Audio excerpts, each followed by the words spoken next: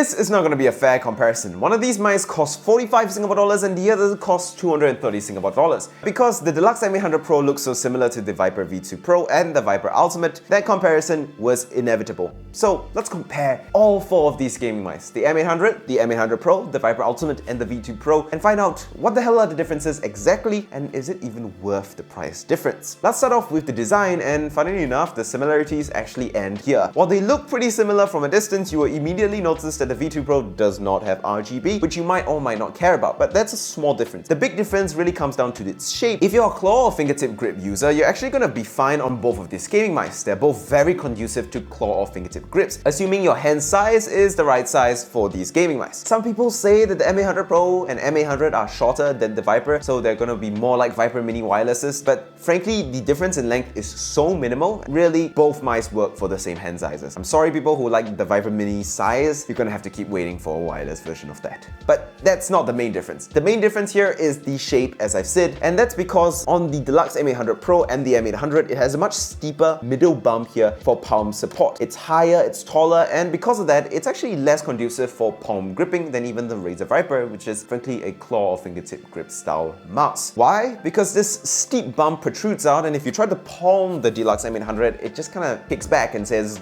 no, don't do that. This mouse is not built for that. Because that palm support is not really comfortable to press your hand weight on if you're doing a palm grip, and as a result isn't very conducive to a palm grip if you are planning to palm grip any one of these mice, which you probably won't be since most people looking at these kinds of shapes are going to be claw or fingertip grippers. Another thing is that the grooves that you find in the click on the Delux M800 and M800 Pro are a lot steeper in terms of the angle, which kind of makes your finger want to rest like this instead of rest like this. Basically, more of a claw or fingertip, more aggressive grip. Palm grippers, go with the RAZER VIPER or go with a mouse that's actually designed for palm grippage. Another difference in their design is the finish. The VIPER V2 Pro has the slipperiest finish out of all four of these gaming mice, with this very matte slippery finish that you might not like your sweaty palms or you just don't like slippery mice in general. The RAZER VIPER Ultimate has a top matte finish that isn't all that bad, in fact an improvement over the matte finish you find on the V2 Pro, and the Delux M800 also has a top finish that is matte but an improvement over the V2 Pro substantially. But the differences also come into play when we talk about grip tape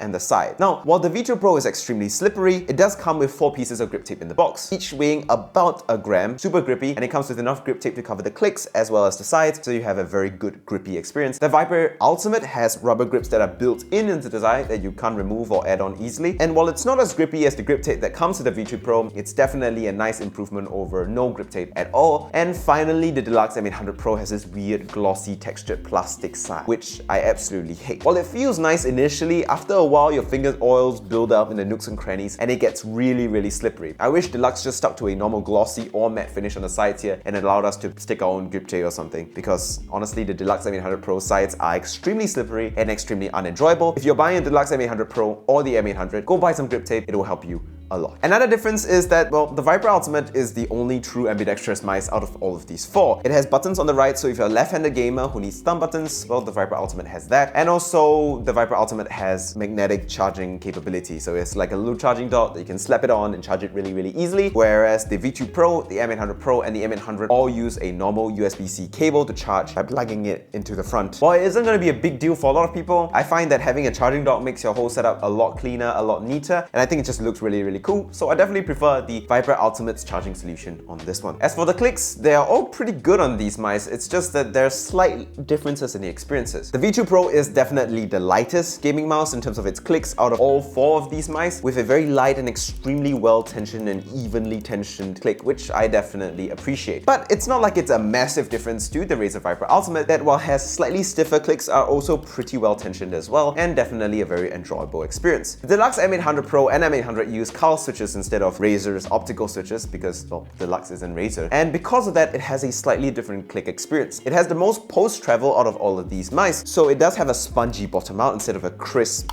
hard bottom out, which you might or might not like actually, because there is very little pre-travel, so it's actually still a very responsive, fast and satisfying crisp click at the top of the whole actuation distance. But the differences are still frankly quite minimal, and there are still really good clicks on all four of these gaming mice that it will hardly be a deal breaker. Speaking of the scroll wheel, they're all pretty good and all pretty light to scroll and click, but there are some slight differences. For example, the rubber coating on the VIPERs are a spiky rubber texture, whereas the rubber coating on the Delux M800 Pro and the Delux Deluxe M800 are these soft, rounded finish that is less harsh on the skin, but less obvious in terms of texture. So it's really up to you. It's a very small difference. Another difference between the scroll wheel is that the click sounds a little bit different. The RAZERs have a high-pitched scroll click, whereas the Deluxe M800 Pro and M800 have a deeper sounding scroll wheel click. The thumb buttons also have a couple of slight differences here, apart from the fact that the VIPER Ultimate has 2 more on the right side compared to the V2 Pro or the Deluxe M800. Another thing I noticed was that the M800 Pro, M800 and the V2 Pro have thumb buttons that stick out a bit more than those on the VIPER Ultimate. I actually prefer the VIPER Ultimate's implementation of this here, where the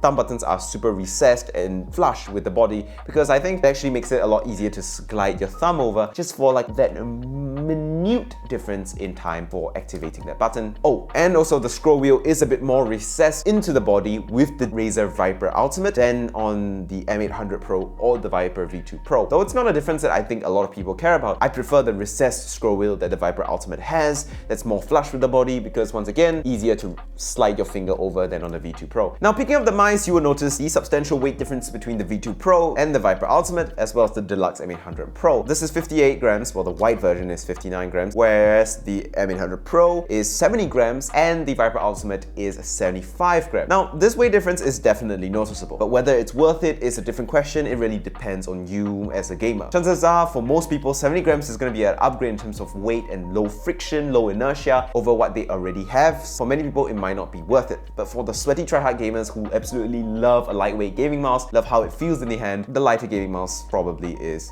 going to be worth it. 58 grams and 59 grams are both really light. I absolutely adore it. I love how it makes my forearm less tired after long gaming sessions, reducing the chance for RSI. I love how effortless it is to flick really quickly across my mousepad. I love how low friction it feels. I definitely can see why people obsess over getting a lightweight mouse, though it's really up to you as to whether you like it. However, while the VIPER Ultimate is the heaviest at 75 grams, it definitely does not feel the heaviest once you put it on the mousepad and glide it around for a little bit, and this is mainly because of RAZER's mice feet compared to Deluxe's mice feet. I think the M800 Pro is really let down by its mice feet because it's a really light gaming mouse at 70 grams, but its mice feet are pretty high resistance and kind of add a lot more friction than should be there. So if you are getting the M800 Pro, a worthy investment is to get some Hyperglides or Everglides or whatever they call it. Basically some replacement mice feet that are high quality to give you smoother, lower inertia gaming experience if you're going for that low friction feel. Since we're talking about things on the bottom of the mouse, let's talk about the sensor. I'm gonna be honest, I cannot tell a single bit of difference between all of these sensors, except the Deluxe M800, which only has a 3335 sensor. And even then, I don't even know if that difference is placebo. The M800 sensor feels like there is a bit of latency, a bit of smoothing, and a bit of like inaccuracy relative to the VIPER V2 Pro, VIPER Ultimate, and M800 Pro. But once I switch to the M800 Pro, which has the new 3370 sensor and a pretty good implementation of it at that, I literally cannot feel a difference between that and the V2 Pro and the VIPER Ultimate in terms of tracking accuracy, tracking performance, latency, and just overall precision. I genuinely cannot tell the difference, and I believe that if I bet you $100 on a blind test, identical gaming mice, you will not be able to tell the difference as well. It's features. And that's where the V2 Pro kind of falls flat. Yes, it is the lightest mouse, and it does have the newest sensors and the newest clicks, but that's where it kind of loses out a little bit because, well, the VIPER Ultimate comes with a magnetic charging dock that is really helpful. It also comes with 2 more buttons on the right side for ambidextrous users or people who need a lot of buttons on their gaming mice. And the M800 Pro as well as the VIPER Ultimate have RGB, which is an advantage, as I mentioned, over the V2 Pro. But the M800 Pro has a very important trick up its sleeve that I think a lot of people would appreciate. Even though it's only 20% the price of a V2 Pro, it does Bluetooth. And not only one Bluetooth connection, it can do 2 simultaneous Bluetooth connections alongside 2.4 GHz Wi-Fi dongle connection as well as wired connection. So you can actually connect to 4 different devices at the same time, which is going to be very useful for anyone doing any sort of intricate gaming / work / multi-PC setup. I think it makes it a very good choice for a lot of people because of that. And finally, there's one major difference between RAZER and Deluxe, and that is the software. And yes, while RAZER has a massive software R&D team, they have not made get a good software. So in conclusion then, which gaming mice should you get? Well, it just depends on who you are really. I think the hands down winner for value right now is the VIPER Ultimate because it's often going for sale for like 60 Singapore dollars, 70 Singapore dollars with or without a charger on Amazon, Lazada and Shopee. Just go look around yourself. And if you can get it at those insane prices, it's insanely good value and definitely worth it. But if you're talking about like normal, natural prices, so VIPER Ultimate at about 150, V2 Pro at about 240 and the Delux M800 Pro at about 45, the value option for the casual to mid-level semi-pro gamer is really the best value option is clearly obviously going to be the Delux M800 Pro. And I think for most average gamers, it's going to be the choice to go for since number one, it's so cheap, and number two, it actually performs so well with so many impressive features. I mean, it has Bluetooth connectivity, so if you also need to connect to a work laptop, you can. That is super duper convenient and actually puts the Delux M800 Pro in a very nice little category on its own. But if you are a sweaty tryhard gamer and you want the ultimate in terms of raw performance, raw